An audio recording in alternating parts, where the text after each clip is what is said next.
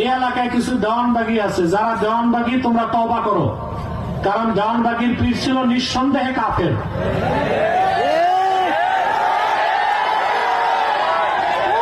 সে আল্লাহর কোরআনের অসংখ্য আয়াতকে অস্বীকার করেছিল।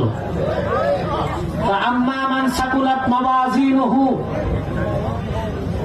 ফাহুয়া ফি ঈশাতির রাদিয়াহ, এই আয়াতকে সে অস্বীকার করছে, মিজানের পাল্লাকে অস্বীকার করছে। ভণ্ডপীর দেওয়ানবাগি তার বইতে লিখেছিল আল্লাহ তাআলার আকার আছে, এটা শিরকি আকীদা, আমার আল্লাহ তাআলা নিরাকার।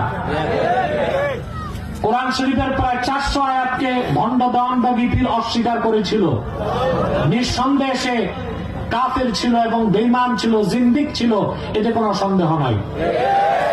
তোমরা যারা বিভ্রান্ত হয়ে তার মুরিদ হয়েছ, অতি সত্বর তওবা করে, খালেস নিয়তে তওবা করে ইসলামের পথে ফিরে আসো।